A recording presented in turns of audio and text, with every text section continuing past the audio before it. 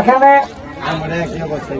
দূর দূরান্ত থেকে যারা আজকের এই খেলায় প্রথম সেমিফাইনাল খেলায় আপনারা খেলতে এসেছেন, আমাদের উদাত্ত আহ্বান থাকবে সকল দর্শকের পক্ষ থেকে যাতে আপনারা সুন্দর একটা খেলা উপহার আমাদেরকে দিতে পারেন।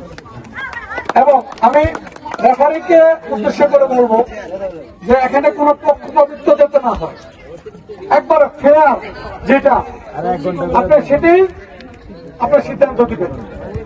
ইভেন যদি কোন সিদ্ধান্তে রেফারির কোন কারণে ভুল হয়, ভুল তো হইতে পারে, যদি কোনো কারণে ভুল হয় তাহলে প্লেয়ারদের উদ্দেশ্যে বলবো কেউ মাঠে হট্টগোল করবেন না।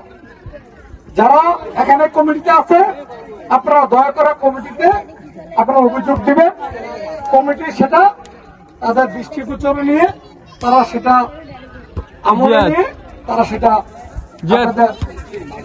সেই অনুসারে মানে যেই বিচারটা দিবেন বা যেই সম্পর্কে কমপ্লেন করবেন সেটা তারা জাস্টিফাই করে তা সমাধান করার চেষ্টা করবে। কিন্তু মাঠে যেতে কোনো বিশৃঙ্খল আপনাদের মাঝে মানে মধ্যে থেকে দর্শকরা দেখতে না পায় যে এই খেলাটা কারণে খেলাটা নষ্ট হচ্ছে, এটা আপনাদের কাছে অনুরোধ। আর আপনাদেরকে 30 সেকেন্ডের বা 1 মিনিটের মতো আপনাদেরকে একটু ডিস্টার্ব করবো। এই মুহূর্তে আপনাদের প্রতি নির্দেশনামূলক বক্তব্য নিয়ে কিছু পরামর্শ নিয়ে কিছু বলবেন আমার ছাত্র দলের সাধারণ সম্পাদক পদপ্রার্থী জনাব দেলোয়ার হোসেন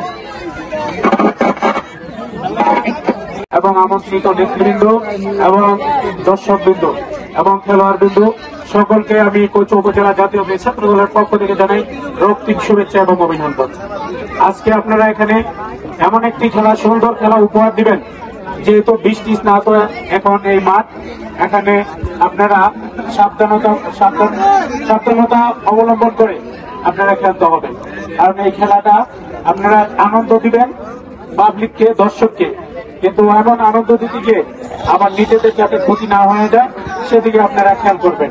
আর এই টুর্নামেন্টে যারা অংশগ্রহণ করেছেন আমি তাদেরকেও শুভেচ্ছা জানাই এবং যারা আয়োজন করেছেন আয়োজক বিন্দুদেরকেও আমি অভিনন্দন জানাই।